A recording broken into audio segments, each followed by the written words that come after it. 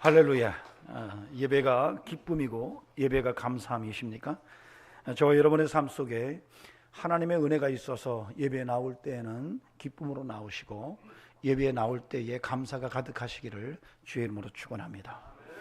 예배에 나오는데 감사도 없고 기쁨도 없고 번거로운 일이 된다면 정말 예배 시간은 축복의 시간이 아니라 정말 괴로움과 고통의 시간일 겁니다. 여러분, 예수 그리스도를 믿고 주 안에서 믿음으로 사는 동안에 예배가 기쁨이 될 수 있기를 바랍니다. 예배가 감사가 되시기를 주의 이름으로 축원합니다. 어느 날 재판장의 한 여인이 슬픈 울음소리로 외쳤습니다. 재판장을 부르면서 나의 원한을 풀어달라고. 그러나 재판정에서 누구도 그 여인의 울음소리에 반응하지 않았습니다. 그 다음날 이 여인이 다시 법정에 들어섰습니다. 그리고 재판장을 찾았습니다. 아무도 그 여인에 대해서 반응하지 않았습니다. 왜냐하면 백도 없고 돈도 없고 홀로 된 여인이고 나이가 많은 과부였기 때문이었습니다. 원한을 풀어달라고 이야기하지만 그의 억울한 토로에 대해서 누구 하나도 반응하지 않았습니다. 재판장은 하나님을 두려워하지 않고 사람을 무시하는 이러한 특이한 불의의 재판장이었습니다. 뇌물이나 뒷배가 없고 내게 어떤 유익을 주지 않으면 절대 움직이지 않는 그런 재판장이었습니다. 그런 재판장이라는 것을 주변 사람들이 다 알고 있었습니다. 그래서 이 재판장을 찾아갈 때는 두툼한 돈 봉투를 들고 가는 것이 일상이었습니다. 그리고 이 여인도 그런 사실을 알고 있었습니다. 그러나 끝까지 찾아갑니다. 오늘 찾아가고 또 그 다음날 찾아가고 이 여인은 끊임없이 재판장을 찾아가서 내가 원한이 많은데 내 원한을 풀어달라고 끈질기게 강청했습니다. 그래도 재판장은 냉정했습니다. 소문난 그런 불의한 재판장이었기 때문이었습니다. 그래도 이 여인은 계란으로 바위 치듯이 끊임없이 찾아가서 재판장을 찾고 내 원한을 풀어달라고 그렇게 토로하면서 슬피 부르짖었습니다. 어느 날 재판장이 야, 이거 너무 괴로운데 저 여인의 원한을 풀어주는 것이 내 신상에 좋겠어? 이런 마음이 들기 시작했습니다. 그래서 그 여인의 원한을 풀어주기로 마음을 먹고 그 여인을 불러서 그 여인이 한 맺힌 사실을 전해 듣고 그 일을 해결해 줍니다. 친구가 그렇게 물어요. 재판장에게. 아니 자네 이번에는 달랐어? 어떻게 그 가난한 여인의 그 원한을 풀어준 거야? 자네답지 않아? 이렇게 물었습니다. 친구의 그 질문을 받고 이 불의한 재판장이 그렇게 얘기했습니다. 그 과부 얘기를 안 들어주면 내가 너무 괴로울 것 같아. 아침부터 그 여자가 와서 소리를 지르면 하루가 다 무너져. 그래서 내가 그 여인의 요구를 들어줬어. 예수님께서 이 말씀을 하시고 기도할 때 낙심하지 말고 기도하라고 이야기하십니다. 주님께서 이렇게 말씀하십니다. 불의한 재판장이 말한 것을 들으라. 하물며 하나님께서 그 밤낮 부르짖는 택하신 자들의 원한을 풀어주지 아니하시겠느냐? 그들에게 오래 참으시겠느냐? 내가 너희에게 이르노니 속히 그 원한을 풀어주시리라. 그러나 인자가 올 때에 세상에서 믿음을 보겠느냐? 이 본문은 기도할 때 낙심하지 말 것을 주요 주제로 쓰여졌습니다. 항상 기도하되 낙심하지 말아라. 하늘 아버지께서 너희의 그 간절히 부르짖는 강청을 결코 외면하지 않는다. 낙심하지 말고 기도해라. 하늘 아버지가 너희의 기도에 반드시 응답하실 것이라고 가르치신 것입니다. 어떻습니까? 여러분 강청하는 기도자이십니까? 혹시 가끔 기도하고 생각날 때 기도하고 기도 그러면 아이고 그거 그거 안 돼? 이렇게 말하는 성도는 아닙니까?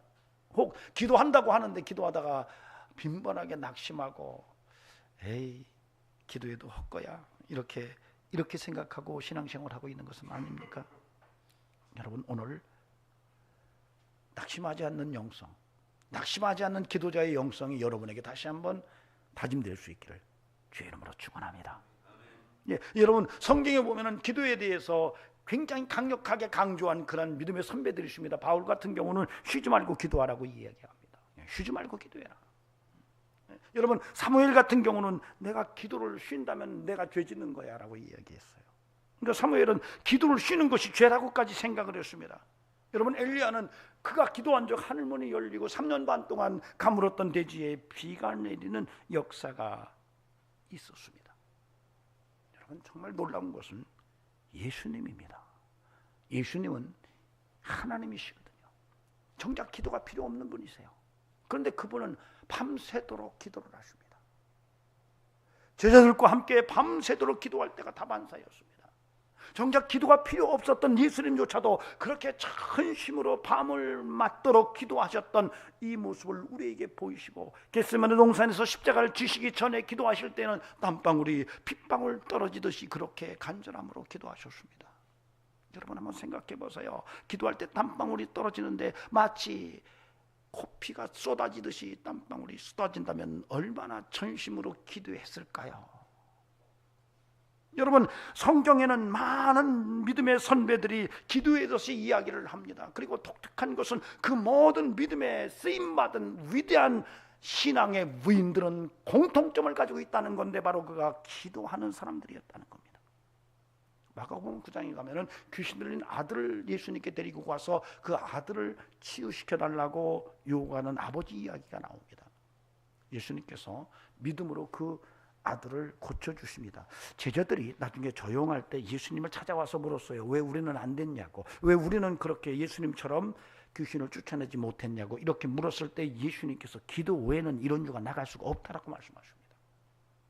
여러분, 기도가 얼마나 우리의 인생 속에서 중요한지 몰라요.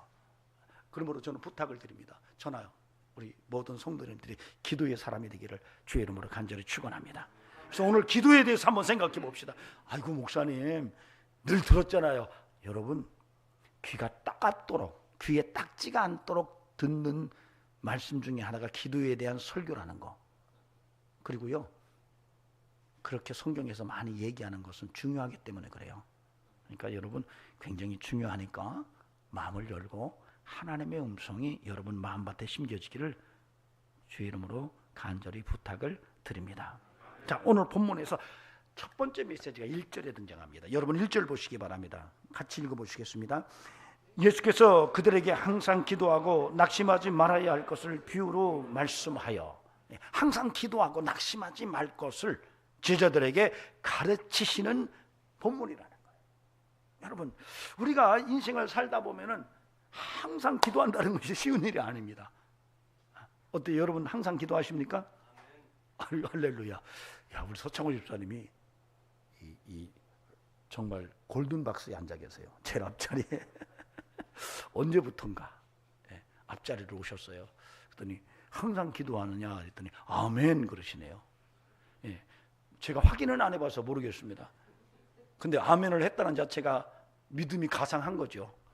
예, 아멘 하자. 여러분, 항상 기도하시기를 주의 이름으로 권면을 드립니다. 자, 그런데 우리가 문제는 뭐냐면 이렇게 기도를 하는데 기도가 낙심한다는 거예요. 기도하다가 이거 아닌데 왜 응답이 안 되지? 그래서 낙심하는 일이 일어나는데 예수님께서 그 얘기 하시는 거예요. 그렇다면 당시의 제자들도 뭐 했다는 거죠? 기도하다가 뭐 했다? 낙심했다는 얘기예요. 많은 이들이 예수님 때에도 기도하다가 낙심했다는 거예요. 예수님께서 야, 너 이거 기도할 때 낙심하지 말고 끝까지 강력하게 기도해, 이 말씀을 하시는 거예요. 오늘날도 마찬가지입니다. 저 여러분도 마찬가지입니다. 예외가 아니에요. 오늘날 많은 그리스도인들이 하나님 앞에 기도하지만 그 기도 가운데 얼마나 많은 이들이 낙심하는지 몰라요. 목사인 저도 때때로 그렇습니다. 그러나 그때마다 주여 하고 다시 믿음으로 기도 제목을 붙들고 견뎌냅니다. 저는 부탁을 드립니다. 여러분의 신앙 속에서 기도가 항상 함께하기를 소망하되 여러분 기도하고 낙심하지 않는 끈기 있는 영성으로 하나님 앞에 설 수 있기를 간곡히 부탁을 드립니다. 여러분 창세기에 하나님께서 12장에서 아브라함을 부르십니다. 그때가 아브라함 75세예요. 하나님께서 아브라함을 부르시고 야 본토 친척 아비 집을 떠나 내가 너에게 지시할 땅으로 가라. 그러면 내가 너로 큰 민족을 이루고 너를 복을 줘서 너를 통해서 모든 족속들이 복받게 할 거다. 너를 축복하면 내가 축복할 것이고 너를 저주하면 내가 그를 저주할 거야. 너는 복이 돼야 돼. 이렇게 말씀하세요. 그래서 아브라함이 그 하나님의 부르심에 반응하고 본토 친척 아비 집을 떠납니다. 그때 사실 아브라함은 굉장히 관심이 뭐냐면 나의 후계자 문제였어요. 이런 이야기들이 15, 16장으로 넘어가면서 구체적으로 드러나기 시작합니다. 아브라함이 갈대아 우르에서 하란으로 왔다가 75세 때에 하란에서 하나님의 부르심을 받고 하나님이 지시하는 곳으로 갈 때에 그 마음속에는 자식에 대한 간절한 소원이 있었어요. 내 자식이 좀 하나 있었으면 좋겠는데, 근데 마침 하나님께서 너를 통해서 큰 민족을 이루게 할 거야 이렇게 말씀하실 때에 덜커덕 붙들고 떠났습니다. 그리고 떠난 후에 상당한 세월이 흘렀는데 자식이 없는 거예요. 그러니까 아브라함이 하나님 앞에 내 후계자는 다메섹 사람 엘리에셀입니다. 이렇게 따져요.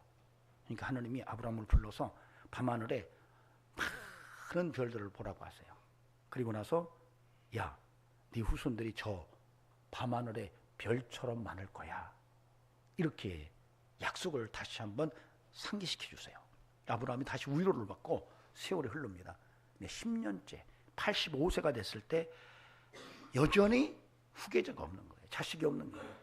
여기에 화가 난 게 누구냐면 바로 아브라함의 아내였던 사라입니다. 이 사라가 아니 하나님이 본토 친척 아비 집을 떠나면 큰 민족을 이루게 하신다는데 아직도 10년 아니 10년이면 강산도 변하는데 이게 무슨 소리냐 하면서 남편에게 안 되겠다.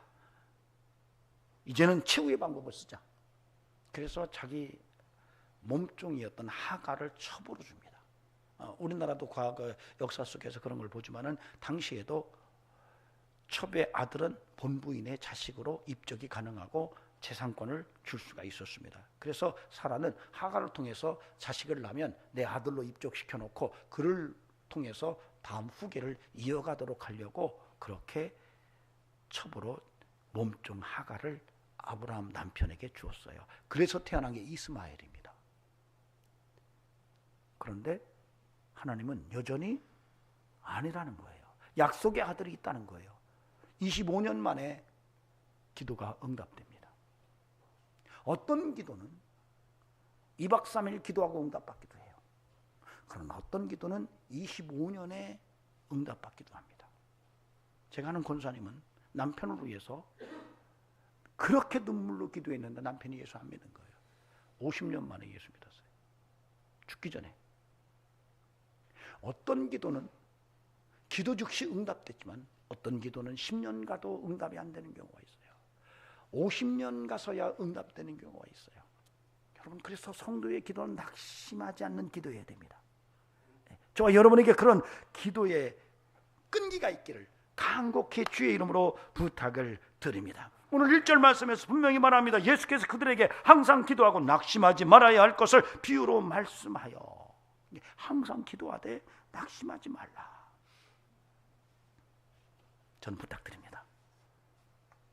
낙심하지 않는 기도자로 살아갈 수 있기를 간곡히 부탁을 드립니다. 바로 이 재판장에 재판관을 찾아왔던 이 과부가 그랬던 거예요. 낙심하지 않았어요. 그 재판관이 어떤 사람인지 알았어요. 내가 또 어떤 모습으로 그 재판관을 찾아가는지도 알았어요.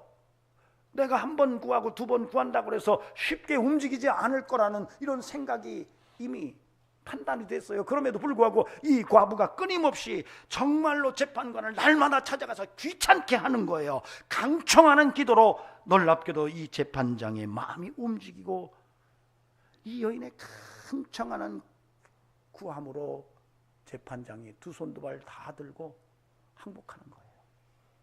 저는 부탁드립니다. 여러분의 기도에 하나님이 두 손 두 발 다 들고 그래 내가 너를 응답하리라고 말씀할 만큼 여러분의 기도가 끈기 있는 기도이기를 바랍니다. 여러분, 그러나 하나님은 우리의 아버지시기 때문에 그렇게까지 하시지 않는다는 거예요. 그러므로 부탁을 드립니다. 기도합시다. 야고보서 5장 13절에서 사도 야고보가 고난당하는 자가 있느냐 저는 기도할지라고 말씀하십니다. 여러분, 고난당한다면 기도하래요. 인생을 살다 보면 힘들 때가 많습니다. 때로는 돈 문제, 억울한 문제, 건강 문제, 가정 문제, 사람과의 관계 문제, 때로는 억울한 무병을 쓰고 또 사업장의 문제, 이런 여러 가지 복잡한 문제들이 우리에게 밀물같이 들어왔다 나갔다 하는 이때에 정말로 수고하고 무거운 짐으로 고난의 문제를 해결해야 될 것들이 너무 많습니다. 여러분, 이것이 오래 겹치고 겹치면 한이 됩니다. 가끔 제가 보면 돈에 한 맺힌 분들이 있어요. 돈에 너무 시달리면 나중에 한이 됩니다. 어떤 분은 공부하고 싶은데 공부를 할 여건이 안 돼서 공부하고 싶은데 여건이 끊임없이 살다가 70, 80 돼서 그때서야 그를 깨우치고 한 맺혀서 한풀이 했다고 그렇게 말하기도 해요. 여러분, 우리가 인생을 살아가면서 이런 한 맺힌 인생이 예수 그리스도의 십자가 속에서 회복되는데, 여러분, 그 회복되는 과정 속에 반드시 우리에게 요구되는 것이 바로 하나님 앞에 무릎으로 강청하는 기도자의 모습을 가져야 한다는 것을 오늘 본문은 우리에게 이야기하고 있습니다. 그러면 부탁을 드립니다. 기도하면서 낙심하지 말고 기도로 승리하는 저와 여러분이 되기를 간곡히 부탁을 드립니다. 여러분, 예수쟁이들의 특징이 뭔지 아십니까? 첫 번째, 착하다, 선하다, 잘 웃는다, 여러 가지가 우리에게 드러날 수 있어요. 그 중에 하나가요, 끈질긴 거예요. 한번 손 들어 봅시다. 나 굉장히 끈질깁니다. 할렐루야. 여러분, 화성에 로봇을 보냈는데요, 여러분이 기억할 거예요. 호기심이라고 하는 쿠리오시티를 보냈어요. 그 다음에 보낸 로봇가 뭔지 아십니까? 퍼서비어런스예요. 끈기라고 하는. 그래서 미래 그 화성에 로봇을 보낼 때 이름을 지을 때 그 그냥 누가 탁 짓는 게 아니에요. 공모를 짓습니다. 그 과학자들이 어떻게 이름을 지으면 좋을까? 그 중에 하나가 호기심이라는 거고, 그 중에 하나가 끈기예요. 그래서 여러분, 미래 사회는요, 여러분 자녀들 교육할 때 잘 시키시기 바랍니다. 미래 사회는 호기심과 끈기가 있어야 생존이 가능합니다. 뭘 많이 암송하고 뭘 스펙을 좋게 하는 게 아니라 호기심과 끈기가 있으면 이 사람은 대박을 칠 가능성이 커요. 여러분, 그리스도인이 앞으로 대박 칠 수 있는 그런 환경이 준비되고 있다는 것을 분명히 믿는다면, 여러분, 기도할 때 끈기를 여러분이 붙들고 여러분의 인생 자체를 끈기 있는 삶으로 만들어가는 이런 은총이 함께하기를 간곡히 부탁을 드립니다. 여러분, 우리는 하나님 앞에 기도하는 인생이 돼 낙심하지 않는 그런 은혜가 함께하기를 바랍니다. 재미난 것은 제 아내하고 한번 오래전에 기도에 대해서 얘기하는데 제 아내가 그러는 거예요. 막달라 마리아도 있단 말이야, 그러더라고요. 제가 막 그 얘기를 듣고 엄청 웃었어요. 그렇죠. 성경에 막달라 마리아가 있죠. 이 말을 경상도 말로 조금 변조하면 어떻게 되죠? 막달라 마리아. 막달라 마리아. 하나님 앞에 나가서 막달라 마리아, 막달라 마리아. 여러분, 막달라 마리아 하시기 바랍니다. 김용수 집사가 막달라 마리아 하시기 바랍니다. 제가 아주 오래전에 대전에서 백화점에 들어갔더니 그 백화점 아주 한복판에서 막 초등학교 한 5학년쯤 된 아들이 막 울면서 뒹구는 거예요. 엄마가 막 그걸 어떻게 하려고 하는데 어떻게 할 수가 없어요. 왜냐면 초등학교 한 5학년, 6학년 된 애가 덩치가 커요. 그런데 뭘 사달라고 했는데 엄마가 안 사준 거예요. 안 사준다고 딱 듣자마자 거기서 뒤집어져 가지고 막 뒹굴고 울고. 그냥 저희들은 나왔는데 아마 사줬을 거예요. 왜? 안 사주고 막 달라고 하나, 막 달라 말이야. 왜 그렇게 막 달라고 할까요? 내 엄마이기 때문에 그러는 거예요. 여러분, 하나님이 여러분의 아버지세요. 독생자를 십자가에 못 박으시기까지 여러분을 사랑하신 그 놀라운 아버지세요. 그분에게 막 달라고 한다고 해서 여러분 하나님께서 안 된다고 말하실 분이 아니에요. 그것이 위험하지 않다면, 여러분에게 합당한 것이라고 한다면, 막 달라고 말할 때에 하나님께서 안 된다고 말하실 아버지가 아니라는 말이에요. 그러므로 저는 부탁을 드립니다. 여러분 기도하세요. 기도하실 때 낙심하지 않고 기도하는 이런 성도로 살아갈 수 있기를 간곡히 부탁을 드립니다. 목사님들이 가끔 그래요. 기도합시다. 그 성도들이 그래요. 목사님 그 얘기 말 다 듣고 나서 뭐 기도하자 그런다고. 목사가 할 말은 기도밖에 없냐고. 여러분 기도밖에 없어요. 저희들이 왜 그럴까요? 여러분 목사님들이 마지막에 얘기하고 기도합시다. 집사님 기도하세요. 권사님 기도하셔야 됩니다. 왜 그럴까요? 목사들은 아는 거예요. 기도가 답이라는 걸. 기도가 숏컷, 지름길이라는 것을 알기 때문에 그렇게 말하는 거예요. 여러분 이것을 분명히 저와 여러분이 함께 깨닫고 기도하되 낭망치 않는 그러한 막달라 마리아로 살아갈 수 있기를 주의 이름으로 간절히 축원합니다. 두 번째로는 8절입니다. 8절 같이 보시겠습니다. 시작.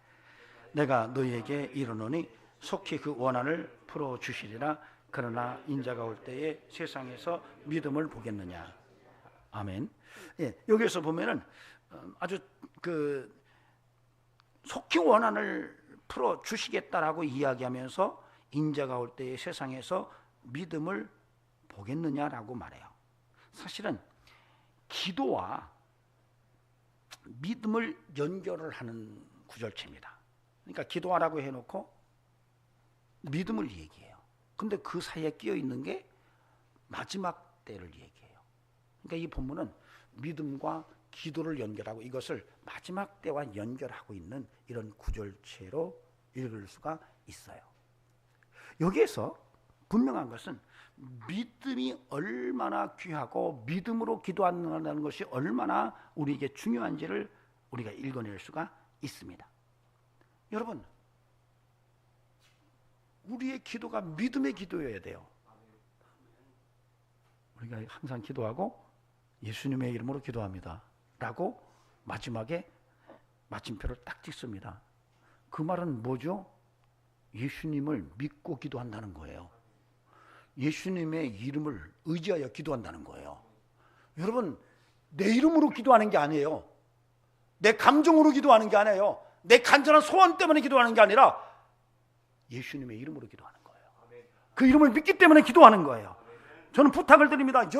여러분이 정말로 믿음으로 하나님 앞에 기도하는데 바로 그 믿음이 예수 그리스도를 믿는 믿음이어서 하나님의 영광을 드러내는 그러한 기도자의 삶이 함께하기를 간곡히 부탁을 드립니다. 어때요? 여러분 믿음으로 기도하십니까?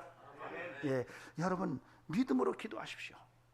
믿음으로 기도할 때 여러분 묶인 매듭이 풀립니다. 닫힌 문이 열립니다. 여러분 한 맺힌 것들이 어느 날 갑자기 풀어집니다. 여러분 믿음의 기도는 역사하는 힘이 있습니다. 여러분 기도할 수 있기를 간곡히 부탁을 드립니다. 부탁드립니다. 여러분 주님의 옷깃만 잡아도 나을 것이라고 주님의 옷깃을 잡았던 이 혈중 여인처럼 여러분이 간절한 믿음으로 주님을 붙들고 기도하시기 바랍니다. 바디메오처럼 다윗의 자손 예수의 나를 불쌍히 여겨달라고 여리고성에서 그렇게 피가 터지도록 목이 터지도록 외쳤던 바디메오의 영성처럼 우리의 신앙도 정말로 믿음으로 하나님 앞에 간절히 강청하는 이런 은혜가 함께하기를 간곡히 주의 이름으로 부탁을 드립니다. 여러분 성도들에게서요 믿음의 역동성이 사라집니다. 제가 이제 목회를 하면서 이렇게 보는데 저 자신에게서도 그렇고요 성도들에게서도 믿음으로 산다고 하는데 믿음의 역동성은 보이지 않는 경우가 많아요. 그러다 보니까 어떤 일이 벌어지냐면 예수 믿는 맛이 안 나는 거예요. 예수 믿는 맛이 있을 텐데 그 예수 믿는 맛을 못 느껴요. 그러니까 믿음이 정말로 땅바닥에 팍 처박혀서 이 움직이지를 않는 거예요. 역동성이 없는 거예요. 근데 왜 이런 일이 벌어질까? 저도 굉장히 많이 고민하지만 어렵지 않게 이해할 수가 있어요. 여러분 그 이유가 뭔지 아십니까? 여러분 우리의 삶 속에서 믿음의 역동성이 사라지는 이유는 여러분 그가 기도하지 않기 때문에 그래요.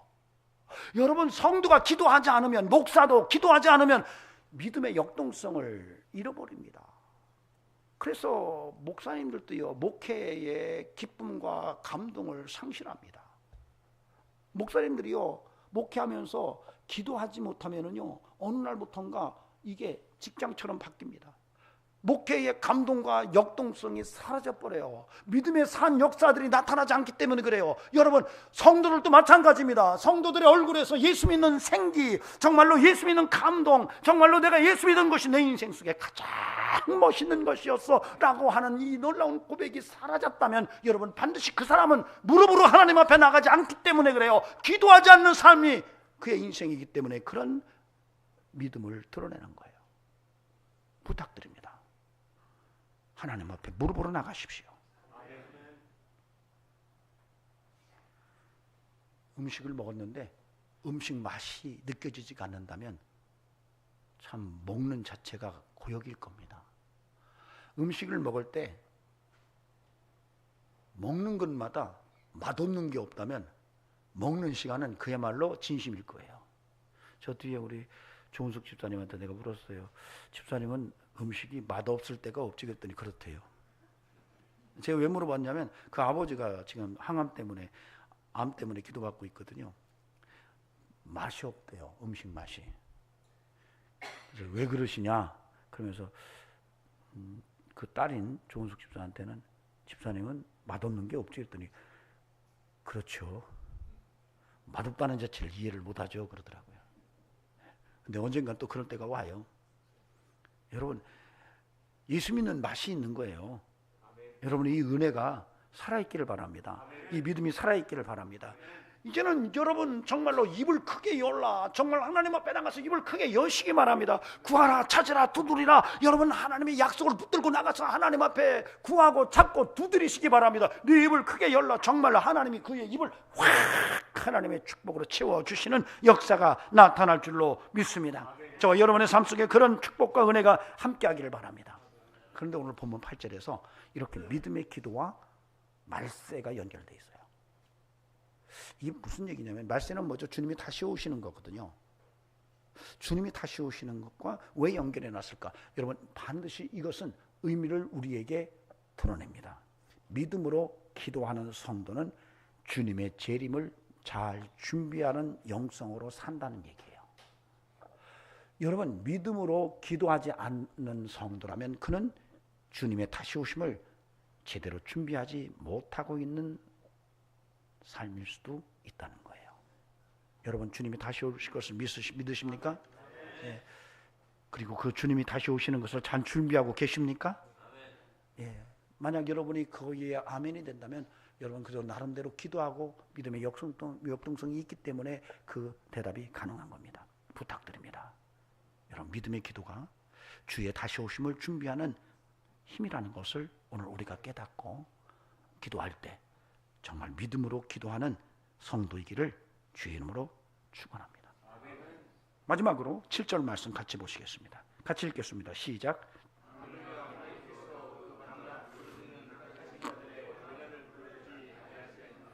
아멘. 예. 하나님이 그 원한 맺힌 과부의 이야기를 들어준 이 불의한 재판관의 얘기를 통해서 분명하게 메시지를 우리에게 전해줍니다. 하나님도 성도들의 원한 맺힌 것을 반드시 풀어주리라. 믿으시면 아멘 하시기 바랍니다. 우리 하나님은 우리의 원한을 풀어주시는 분이세요. 여러분, 오늘 말씀에서 분명히 말합니다. 기도자의 원한 맺힌 것을 풀어주시는 하나님이라는 것을 예수님께서 분명하게 언급하고 계십니다. 여러분, 여러분의 인생 속에서 수고하고 무거운 짐이 있을 수 있어요. 그 수고하고 무거운 짐을 지고 평생 살아왔다면 이제는 그 짐을 십자가 밑에 내려놓으시기 바랍니다. 하나님이 여러분의 짐을 내려주실 것을 믿고 믿음으로 하나님 앞에 나가 기도하는 이런 성도가 될 수 있기를 간곡히 부탁을 드립니다. 여러분, 예수님께서 십자가에서 죽으신 것은 그 죽으심을 통해서 우리에게 죄사함을 주시고 생명을 주실 뿐만 아니라 더 풍성케 하시려고 십자가에서 물과 피를 다 쏟으셨다고 말합니다.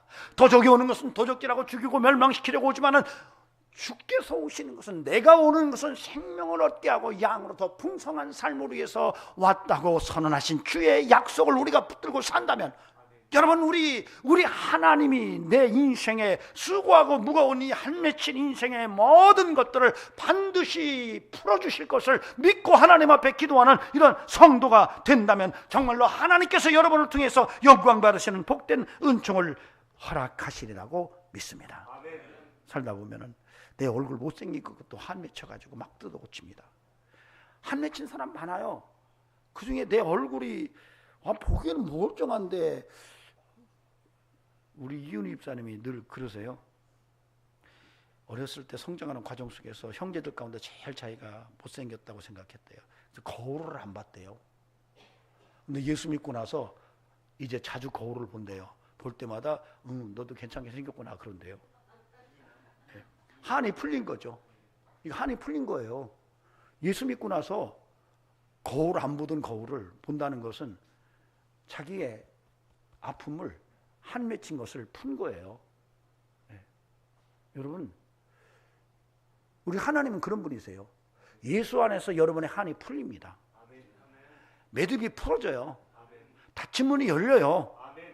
여러분이 감당할 수 없었던 모든 것들을, 야, 수고하고 무거운 짐 내게로 가져와. 내가 짐꾼이야. 너 몰랐어? 내가 너희의 짐을 다 져줄게. 짐꾼이야. 이렇게 말씀하시는 주님의 음성이 들려줘야 돼요. 그래서 여러분, 이제는 여러분의 인생 속에 한 맺힌 모든 문제들을 들고 하나님 앞에 나가서 예수님의 이름으로 이 문제를 해결하고 하나님 앞에 영광 돌리는 이런 성도로 살아가야 되는 것입니다. 여러분에게 그런 은총이 함께하기를 간곡히 부탁을 드립니다. 여러분, 우리가 성도가요, 예수 믿고 나서 기도할 수 있는 신분이 됐다는 것은 대단한 거예요. 여러분, 세상 사람들은요, 점쟁이 찾아가고 큰 고목나무에 가서 손바닥 지문 사라질 때까지 비비고 그러고 있어요. 근데 우리는 살아계신 하나님께 기도할 수 있다는 것은 정말 축복 중에 축복이에요. 네. 그런데 삶의 위기가 왔을 때, 위기야? 이때 이거 위기를 어떻게 해결하지? 그래, 기도해야지 라고 한다면 지혜로운 사람이에요. 그런데 위기가 왔는데 그 위기 속에서 기도하지 못한다는 것은 위기가 아니라 기도하지 못하는 게 위기일 수 있어요. 여러분 인생을 살면서 위기를 만날 수 있어요. 근데 그 위기에서 하나님 앞에 기도한다면 그 위기를 극복하는 능력자가 될 수 있는데, 만약에 그 위기 속에서 기도하지 못하고 있다면 위기가 문제가 아니라 기도하지 못하는 게 더 큰 위기일 수 있다는 것을 오늘 우리가 알아야 돼요. 그러므로 여러분 부탁을 드립니다. 나의 인생을 한풀이하고 살지 마시고 한을 십자가 밑에 들고 가서 기도함으로 여러분의 인생의 매듭을 풀어서 하나님께 영광 돌리고 여러분을 통해서 축복이 땅끝까지 흘러가는 놀라운 은혜가 함께 하시기를 주의 이름으로 간절히 축원합니다. 예, 하나님께서 많은 믿음의 선배들을 이 땅에 존재케 하셨는데 그들을 보면은 다 기도하는 사람들이었다는 것을 우리가 부정할 수가 없어요. 여러분, 굉장히 화려하고 굉장히 잘 나가고 굉장히 스펙 좋고 굉장히 얼굴에 기름기가 번지르르 해도 여러분, 기도하지 않는 성도의 모습 속에서는 초라함이 보입니다. 입은 것이 별거 아니고 배운 것도 별거 아니고 정말 얼굴에 핏기도 없고 정말 보기에 보잘것없는 그런 인생이지만 그에게 살아있는 기도가 있다면 그 인생은 결코 초라하지 않습니다. 여러분이 놀라운 신비예요. 여러분, 세상에서 화려한 이력서를 가지고 있지만 스스로 초라하게 생각하고 오늘날 삶을 마침표를 찍는 애들이 얼마나 많은지 몰라요. 그러나 겉으로 볼 때는 굉장히 초라한데 그 안에 기도의 뜨거움이 살아있는 성도는 결코 그 인생이 초라하게 확인되지가 않아요. 여러분, 성도는 기도하는 사람이어야 됩니다. 무릎으로 사는 인생이어야 됩니다. 여러분, 여러분의 인생 속에서 이제는 정말로 하나님 앞에 무릎으로 나가서 하나님이 내 인생의 환을 풀어주시는 그런 아버지라는 것을 믿고 믿음으로 승리의 삶을 만들어가는 은혜가 함께 할 수 있기를 바랍니다. 피자를 먹는데 피자를 깎았어요. 치즈가 없어요. 먹어보셨습니까? 치즈가 올려있지 않은 피자 생상이 안 됩니다. 그래서 옛날 어른들은 이것을 뭐라고 얘기하죠? 안고 없는 찐빵이라고 말해요. 그리스도인들에게서 기도가 없다면 치즈 없는 피자일 수 있고요, 안고 없는 찐빵일 수 있어요. 여러분, 기도가 살아있기를 바랍니다. 어떤 것이든 무엇이든 내게 구하라고 내가 너희의 기도에 응답하리라고 말씀하신 약속을 믿고 예수님의 이름으로 기도하며 결국은 끈기로 승리해내는 강청하는 기도자가 되시기를 주의 이름으로 간절히 축원합니다. 기도하시겠습니다. 존귀하신 하나님, 내가 기도하지 않으니 내 인생에 쌓이는 문제가 끝이 없습니다. 가정마다 기도가 사라지니 문제가 끝이 없고, 교회가 기도하지 않으니 대한민국이 힘들어집니다. 아버지 하나님, 기도하지 않으니 두렵고 기도하지 않으니 염려와 걱정과 근심이 끊이지 않습니다. 기도가 사라지니 종합병원이고 기도가 사라지니 문제투성입니다. 아버지 하나님, 이제는 기도하게 하소서. 믿음으로 기도하게 하소서. 강청하는 기도자가 되게 하옵소서. 기도 외에는 이런 유가 나갈 수 없다고 말씀하셨사오니 놀라운 기도자로 승리의 삶을 엮어내게 하옵소서. 이제는 우리 구주 예수 그리스도의 은혜와 하나님 아버지 살아계심과 성령님의 역사하심이 오늘도 강청하는 기도자로 하나님 앞에 서기를 원하는 귀한 심령들에게 영원토록 함께 하시기를 간절히 축원하옵나이다. 아멘.